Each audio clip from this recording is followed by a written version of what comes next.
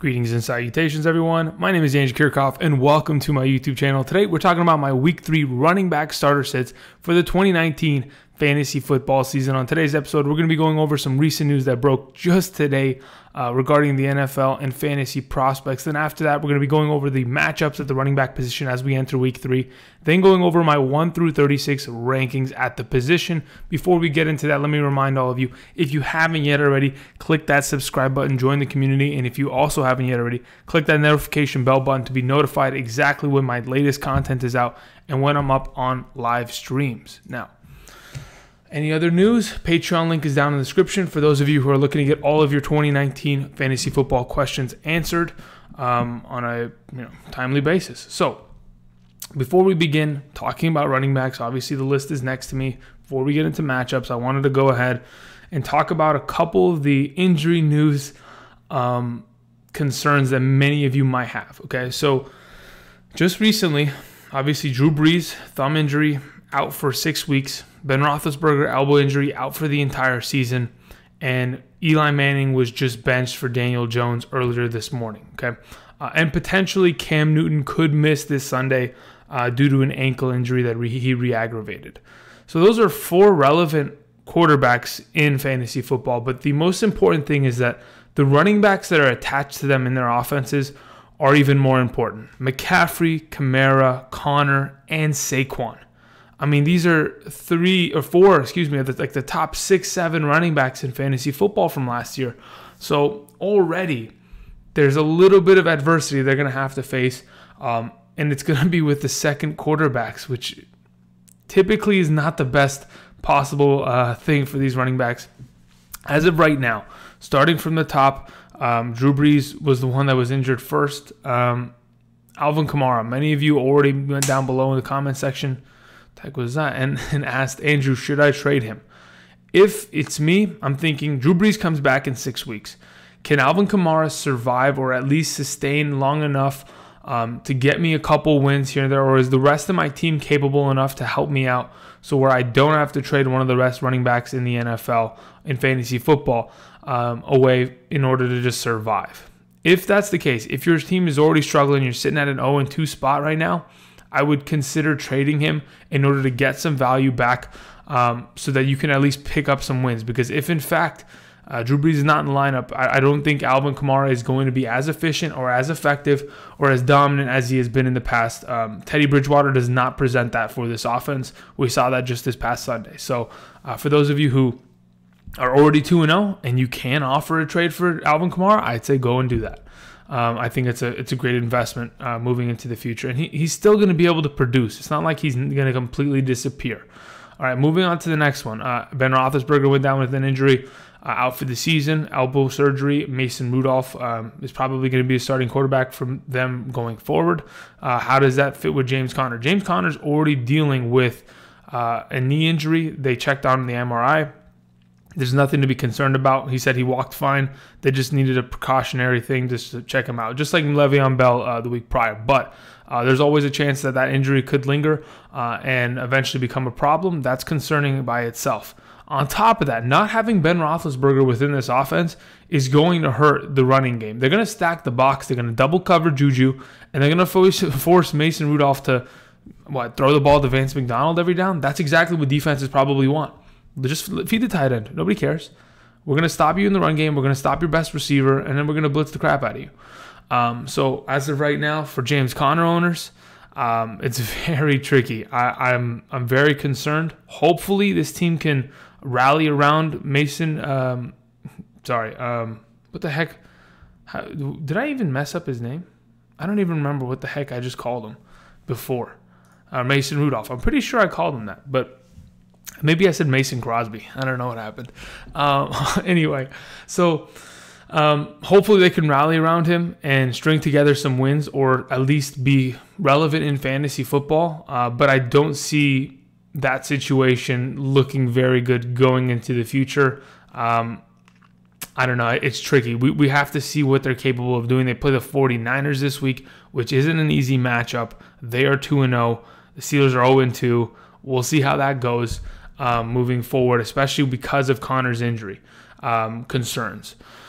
Moving on, Daniel Jones, named the starting quarterback. Saquon shouldn't make a difference. It really should not make a difference. Hopefully, what we're going to see is instead of the Giants folding in the second half because they're down so many points and them not trying to run Saquon enough, hopefully Daniel Jones can get them into a situation where, okay, we want to try to pick up some wins for this quarterback, try to get him his first win of his NFL career, and they put together an effort to actually string something together and win a game. They play the Tampa Bay Buccaneers. It's as good as an opportunity as he's going to get because moving forward after that, it's going to be a little bit of a struggle with the matchups that he's facing in the next coming weeks.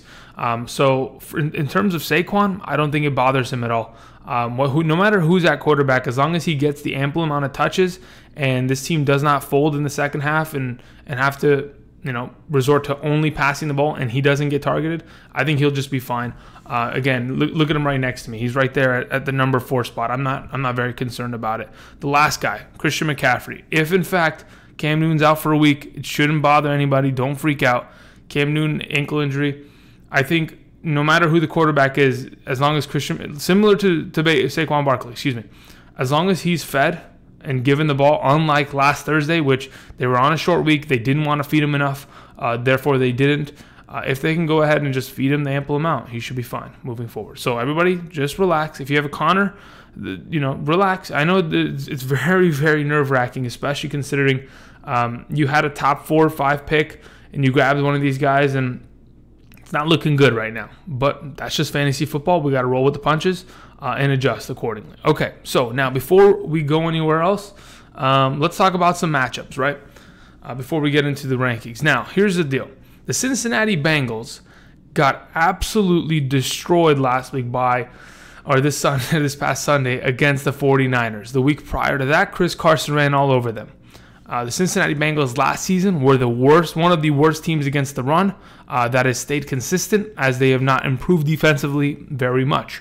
The fact that Matt Breida, Jeff Wilson Jr., and Raheem Mostert could all have fantastic weeks, it's just very promising for the Buffalo Bills this week. And now the issue is, where is Singletary in terms of health? His hamstring injury. Should we be willing to start a Frank Gore going into this matchup? We'll get into that, but the Bengals, the Dolphins, the Colts, the Rams. I don't know about the Rams. Sure, against McCaffrey they got destroyed, but Nick Chubb should be decent, but he's not going to be able to take advantage very much of that. The receiving game flaws they have in terms of stopping receiving backs.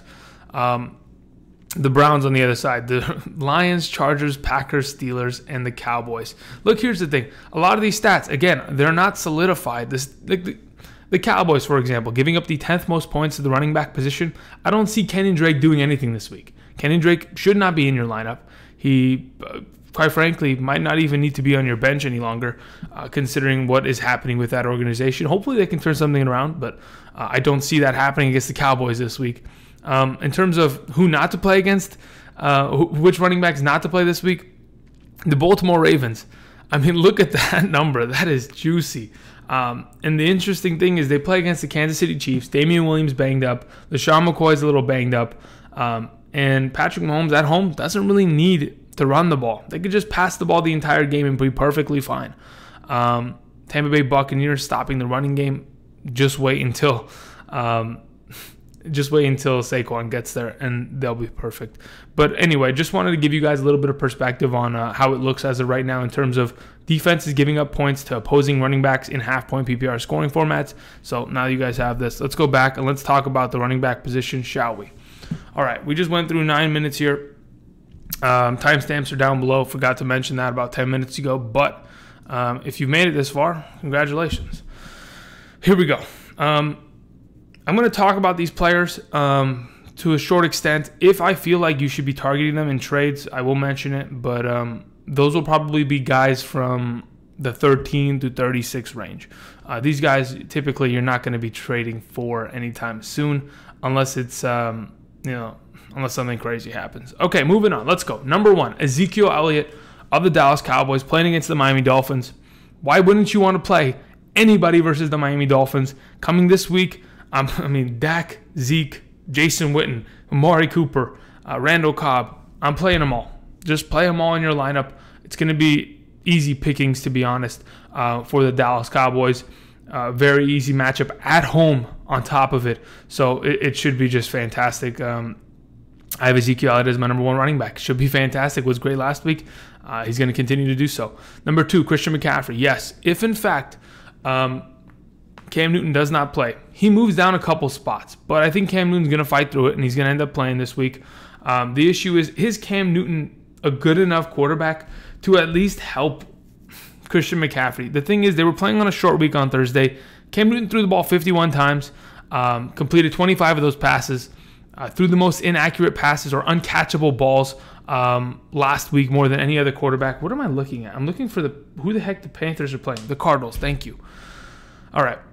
The Cardinals are not a great defense. We know this for certain. In week 1, sure, Kerryon Johnson wasn't able to do much. In week 2, Mark Ingram wasn't able to do much. It's because both those guys did not find the end zone. They both had their fair share of yards, but I think Christian McCaffrey is this entire offense. Now that he's had a week plus to rest, going into this week 3 matchup should be utilized heavily, whether Cam's on the field or not. So I think Christian McCaffrey, without a doubt, should be the number 2 back this week, and therefore he is. Moving on to number 3, Dalvin Cook. The offense that this Vikings team has transitioned into, right? So as soon as they fired their offensive coordinator last season at the back end, and the interim offensive coordinator came in, and this offense began to look, progressively better, we thought, okay, this team could go into 2019 and be a pretty good contender here. All we've seen thus far this season is that the Minnesota Vikings want to run the ball, they want to feed Dalvin Cook, and Kirk Cousins is garbage. That's what we've seen thus far. There's no objection to that. And for that, going against the Raiders this coming week at home, I think Dalvin Cook is going to be fed again. Another 25 potential touches is in line for him. And with his breakout speed, with his ability to just make people miss, and then on top of it, this offensive line in the running game has looked good. They're opening gaps, giving him running lanes that he had not seen in the last 2 seasons prior, because of just how beat up and how garbage that offensive line was at times. But going into week 3 and moving on forward, there's a reason why he's on the thumbnail. Dalvin Cook, as of right now, is the fantasy MVP, in my opinion, next to Lamar Jackson. These 2 guys, they're incredible. Moving on to number 4, Saquon Barkley playing against the Tampa Bay Buccaneers. Here's the thing. Daniel Jones, again, like I mentioned earlier, is not going to hurt his production as long as Saquon Barkley is getting the ample amount of touches out of the backfield. 18 rushing touches, at least minimum, would be great to see consistently. And then got to get him working in the passing game. Sterling Shepard was out this past week. Outside of Evan Ingram, really, Evan Ingram and Saquon Barkley should be the 2 leading receiving targets going forward. And this week against Tampa Bay Buccaneers, I have the utmost confidence that he'll be able to find himself some successful plays here and find himself in the end zone for the Giants. Moving on to number 5, Austin Ekeler.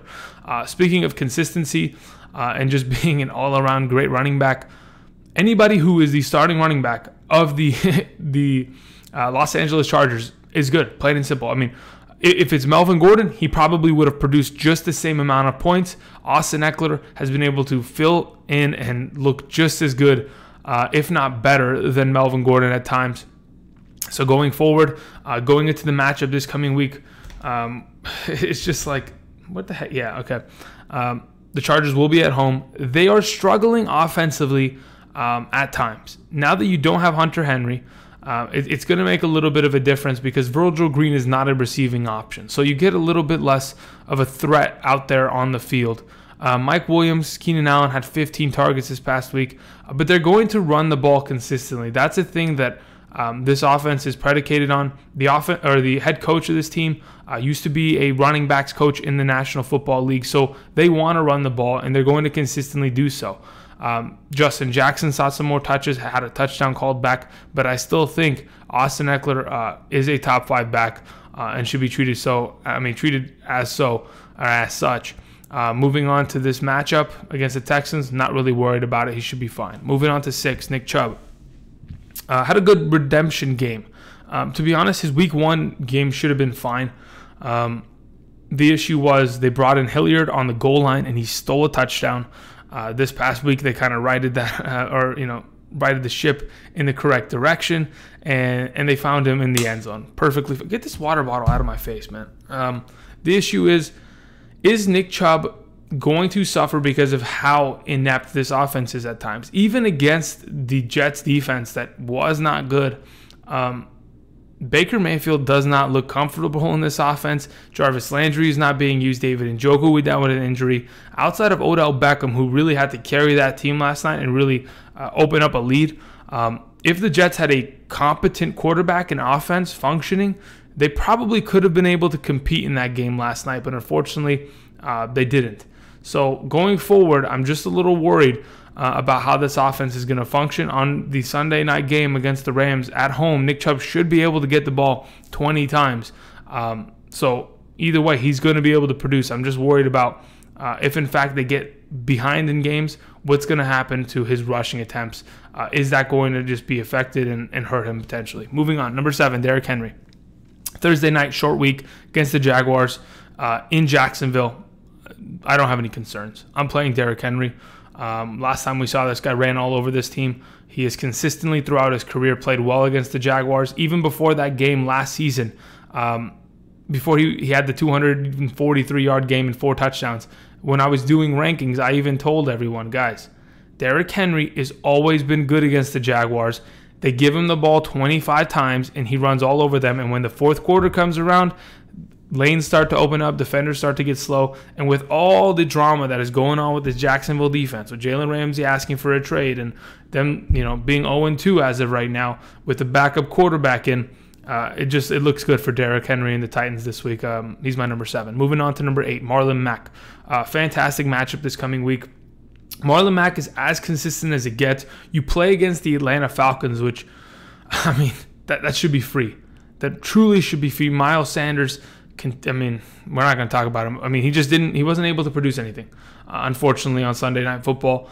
But the Falcons are not a good defense at all. And the Carson Wentz somehow almost managed to make them look like they were a decent defense. As of right now, moving forward, Marlon Mack behind one of the best offensive line in an offense that is functioning very well. With Jacoby Brissett, I have the utmost confidence that Marlon Mack should be the number 8 running back. Moving on to number 9, David Johnson. Had a little bit of a wrist injury scare. From what we've heard, he came back in the game and that he's perfectly fine, and there's no issue with that. If anything, they'll put a brace on him. The only issue was that it was his right wrist. So if, in fact, there is a lingering issue there, he could get hit there with a helmet and just instantly fumble, which could be a problem. But going into the matchup this coming week against the Carolina Panthers, after what we saw Peyton Barber was capable of doing last week to that front 7, David Johnson should be just fine. Kyler Murray is going to be able to sit in his 4 wide sets, find David Johnson out of the backfield in the running game, in the passing game, and David Johnson should be just fine as my number 9. Moving on to 10, Le'Veon Bell. Le'Veon Bell, thank God you were able to produce. With the ineptitude of that offense, with Simeon going down, they brought in Falk. Somehow you managed to have a good fantasy week. You had 10 receptions, which is unbelievably good. In terms of fantasy production, you made yourself a nice week with 15 points, which is just the true sign of a unbelievable running back. It's as consistent as you want him to be. This coming week, the unfortunate issue is you play against the New England Patriots, and the Patriots are going to be able to, at home, key in on the rookie quarterback. Not a single rookie quarterback has ever beaten Bill Belichick. So obviously the Patriots are winning that game. Le'Veon Bell still going to have value, was targeted heavily, and as long as he continues to get the amount of usage that he's getting, he is the number 1 option on this team, and there really isn't a second option, so it's all Le'Veon Bell all day. Moving on to number 11, Chris Carson. Chris Carson fumbled, was punished for it. Rashad Penny came in. Rashad Penny got the touchdown. At the end of the game, Chris Carson was still in the backfield. I'm sure they may have punished him for a little while, considering, you fumble, we're going to bring in the backup just to kind of put you in your place. Going into week 3 against the New Orleans Saints, a defense that really did not look great this past week as soon as Drew Brees went out. If, in fact, Teddy Bridgewater cannot sustain drives, if they're going consistently 3 and out, and the defense has to stay on the field for prolonged amounts of time, Chris Carson and this offensive line is going to run all over this team, and they're going to just tire out this defense. And if they can continuously do so, that's exactly what this Seahawks offense wants to do. They want to slow you down, bulldoze you over, hit you with the play action, and just beat you down like that. So Chris Carson this week against New Orleans at home should be a good matchup and should be great this week as my number 11. Moving on to number 12. Aaron Jones broke the curse. Now he's set. He's good. He got out of those 2 matchups, the Chicago Bears and the Vikings, and especially against the Vikings played well. Now that he's out of those matchups, he goes against the Denver Broncos this week. We saw Josh Jacobs completely destroy them in week 1. David Montgomery had 18 touches and 60 yards and a touchdown last week. Aaron Jones should be perfectly fine. I would love to see Aaron Jones get more than 58% of the snaps offensively. I'd like to see something clear to like the 70 to 75 range. But as of right now, he is the primary running back. Jamal Williams comes in for pass protection and receiving duties. And otherwise, Aaron Jones is good to go this week at home against the Broncos. He's my number 12. All right, let's go ahead and move on. Let's talk about the next batch of running backs. My number 13, Todd Gurley, playing against the Browns. Todd Gurley looked fine. Malcolm Brown was a non-factor on Sunday. It looks to be that Todd Gurley his usage in week 1 and week 2 has stayed consistent. He is on the field about 70% of the offensive snaps. When he is on the field, he is either, it's either a bootleg play action or they're handing him the ball. So it's either to key in on defenses to kind of bait Todd Gurley in the backfield, which is always a good thing, or they're handing him off the block, and he's playing well. He looks fine. I know everyone's concerned, the arthritis. Listen, they're just trying to keep him sustainable, in which they're doing a pretty good job in doing so. This coming week against the Browns should be fine. I don't like him as a top 12 running back because of the scare of a potential opportunity that he doesn't find the end zone. But hopefully as the Rams consistently start to kind of get back into the rhythm of everything, Gurley can kind of present himself and become more of that red zone threat that he was in seasons prior. Moving on to 14, Sony Michel had a great comeback week in week 2, which he should have, of course. For those of you who had Sony Michel and played him, you are very, very, very lucky. On the goal line, on the 1-yard line, typically there are 2 primary options ahead of Sony Michel. Number 1 being James Devlin, the fullback dive. They did that on the 1-yard line, and he was short. And the second option is Tom Brady jumping in and stealing a touchdown, which he also did that. Sony Michel, luckily for you, had that touchdown. My only concern is if, in fact, it happens every year. Last year, James Devlin had 4 rushing touchdowns. All right. My only concern is if Sony Michel does not find the end zone, his fantasy week does not look as good. But hopefully this coming week against the Jets, it should be a one-sided matchup at home for the Patriots. Sony Michel had 20-plus touches on the ground, should consistently stay as such, and he should have a good week. Moving on to 15, Matt Breida. Matt Breida, fantastic performance against a very bad defense. Now you get to play against the Steelers at home. Your team's 2-0. You are the starting running back. Hopefully you can break out some big runs. That's exactly what Matt Breida is good at. Last season, he was one of the top 5 running backs in terms of having 40-yard plus rushes. He is a breakaway runner. You just have to find him a lane or give him a cutback, and he's gone. That is exactly what Matt Breida does. And breaking over 100 rushing yards, absolutely fantastic. Being used in the passing game as a primary option, considering Garoppolo's not finding much else outside of Deebo Samuel or George Kittle or Marquise Goodwin. And even then, those guys have like 4 or 5 catches tops. Marquise Goodwin had 3. And and that was even on 3 targets. So he got lucky, I think. But anyway, we're talking about Matt Breida. The only concern about Matt Breida, and the only reason he isn't higher into this matchup, is because of Raheem Mostert and because of Jeff Wilson Jr. Those guys are still getting a lot of touches in this backfield, each of them with 10-plus on the ground. And I think this is a rotation, and it's a hot hand situation. They're all being used in the passing game. They're all being used out of the backfield on the ground. And I still think Matt Breida is going to get majority of touches, but that's the only reason why he's as low as he is. Otherwise, he should be higher. Moving on to 16, Alvin Kamara. Yes.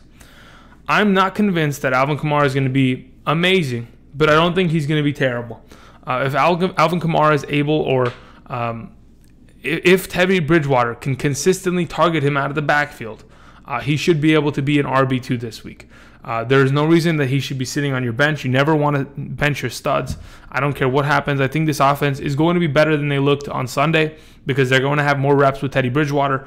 And it's not like Drew Brees is gone. He is still in that quarterback room. He is still teaching Teddy Bridgewater. And hopefully they can go ahead and figure something out here in order to at least give Alvin Kamara a little bit more value than it's perceived to be. All right, moving on to number 17, Joe Mixon. All right, Joe Mixon, this is the week. You have one opportunity. You get to play against the Buffalo Bills.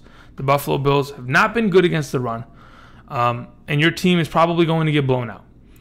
If Joe Mixon, for the third week in a row, I mean, listen, if it's me, I have to play him. I would even go and venture to say I want to maybe even go trade for him. I don't think Joe Mixon can consistently be as bad as he has been moving forward. All right? A lot of it had to do with the week 1 ankle injury, and then a lot of it has to do with they're just getting points dumped on their head. Andy Dalton has to sit back and he has to throw the ball majority of the time to Tyler Boyd and John Ross.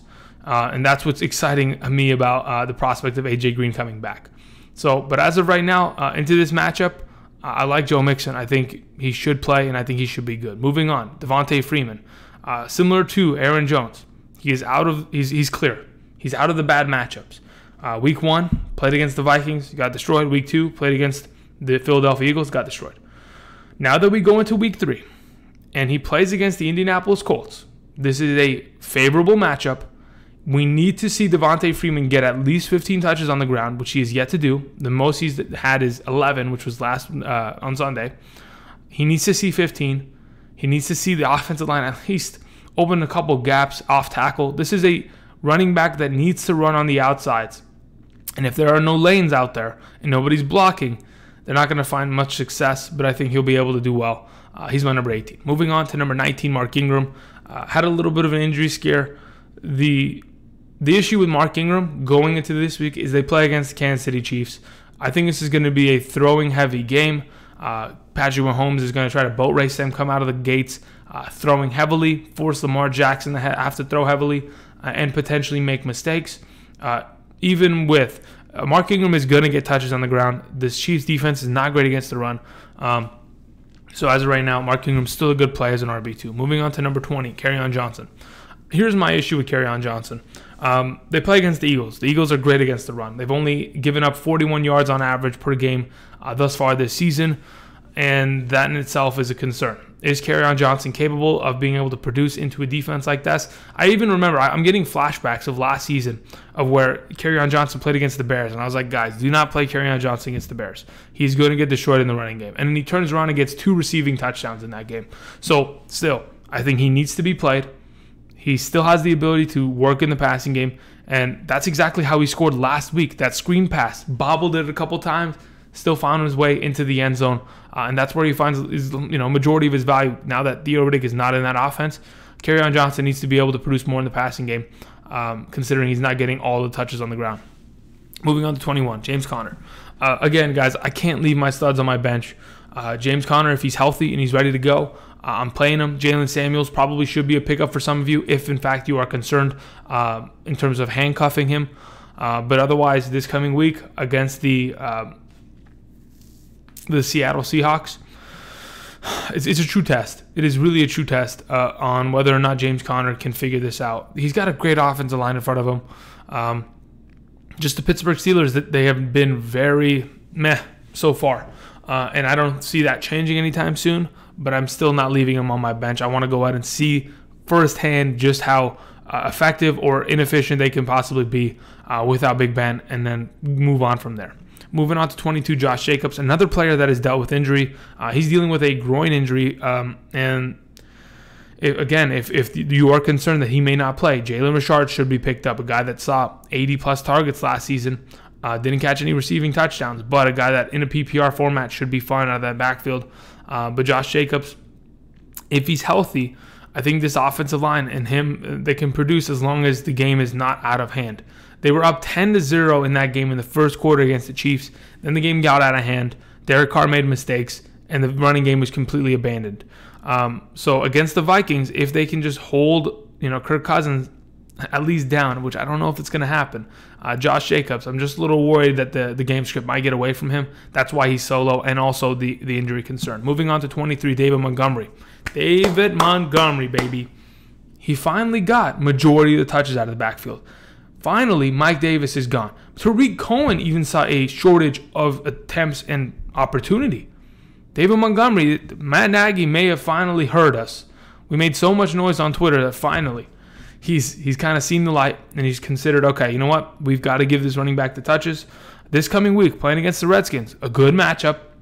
Should absolutely be fine in my eyes. I think week one, Jordan Howard, Miles Sanders, and Darren Sproles, they all looked pretty decent in that backfield. This past week, Ezekiel Elliott was great. I think David Montgomery is in line for a pretty good week.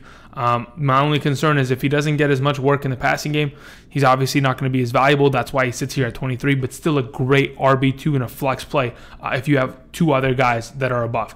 Moving on to the last running back I wanted to mention in my RB2s, Damien Williams. If he's healthy, I still want to play him. Gets a lot of work in the passing game, which is what primarily this game is going to be. I don't think they're going to be able to run the ball consistently against the Ravens. Last season, in the matchup against the Ravens, it was a passing game. They just aired it out. And I don't think it's going to be any different. Patrick Mahomes, as of right now, as good as it gets. So Damien Williams, we are just 100% counting on the idea of him catching balls out of the backfield, finding the end zone as the goal line back, and being healthy. If he's not healthy, then I'm looking towards LaShawn McCoy, who's also not healthy. Then I'm looking towards Darwin Thompson potentially. Moving on, let's talk about my RB3s before we get out of here. Leonard Fournette has been awful in the first 2 weeks. When I say awful, the issue is he hasn't found the end zone, and that's primarily because of the offense as a whole. Without Foles, this offense is not going to be as good. Gardner Minshew is going to be tested. They're going to blitz him. They're going to make his life a living hell. This coming week on a short week against the Tennessee Titans defense, who is typically good against the running game, I think they're going to give the Jaguars offense some trouble. In terms of whether or not you could play Fournette, whether or not you can trade Fournette, it's tough. I'd look to try to avoid Leonard Fournette in this kind of a matchup this week. That's why he's so low.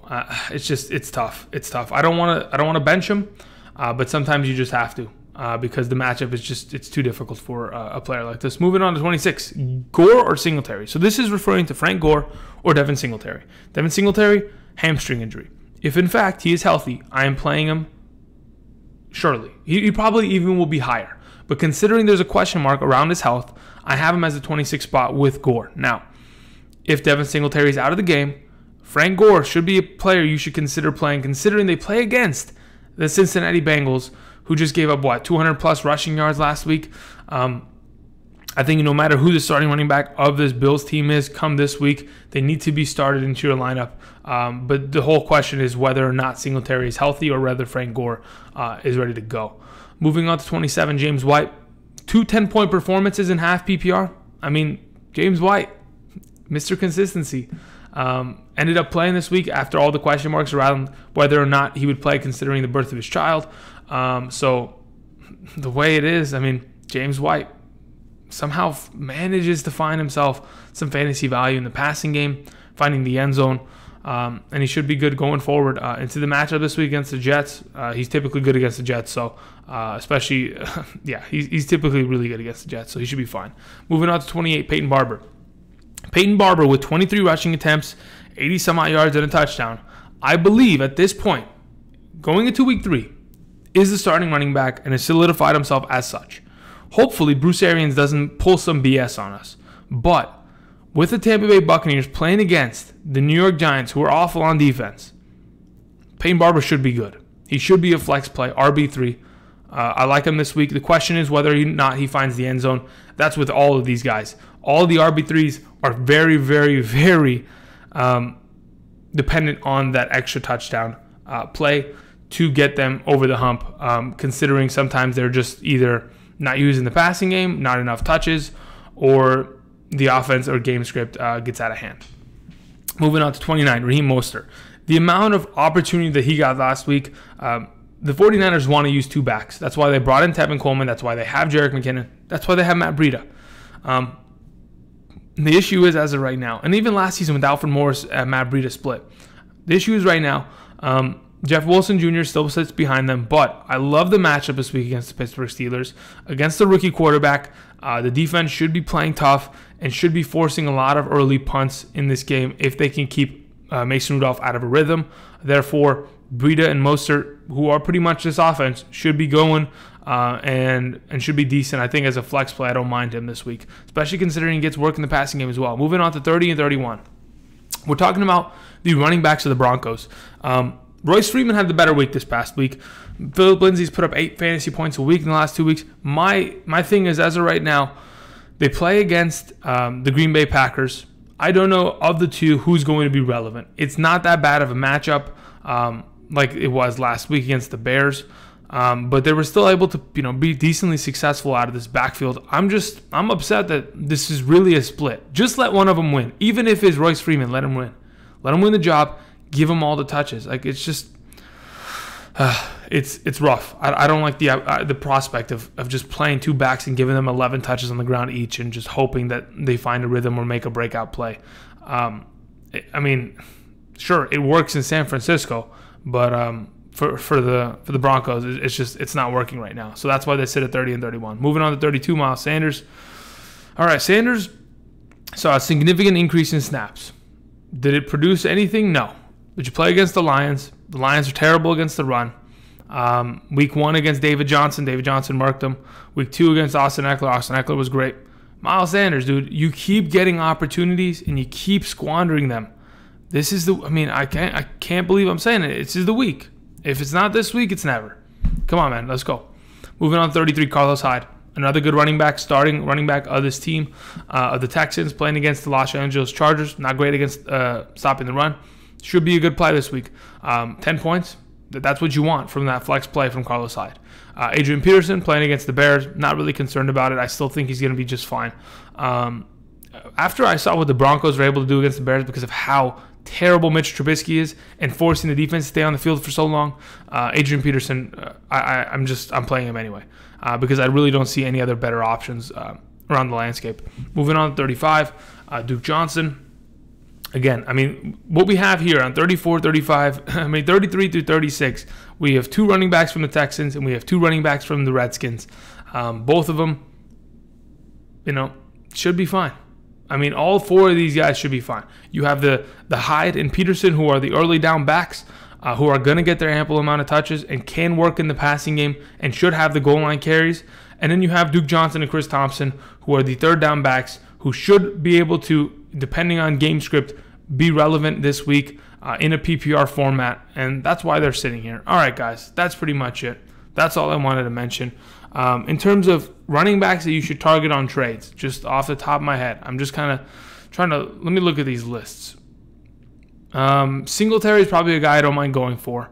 I don't mind going for Mixon considering he's at ultimate low in terms of value. I don't mind going after a guy like, let me think about this. I don't mind going after a guy like David Montgomery at this point. Marlon Mack had a poor week. Maybe you can go after him and grab him. Aaron Jones had a pop-off week, so there's probably no chance there. Carson potentially. But anyway, that doesn't matter. It's all irrelevant. Hopefully, this helped you guys out. If it did, click that like button. And tomorrow, we're going to be talking about wide receivers. Hopefully, no crazy news happens within the next 24 hours. Hopefully, you put your waivers in. For those of you who need quarterbacks, there are many available. For those of you who need wide receivers, there are many available, I'm assuming.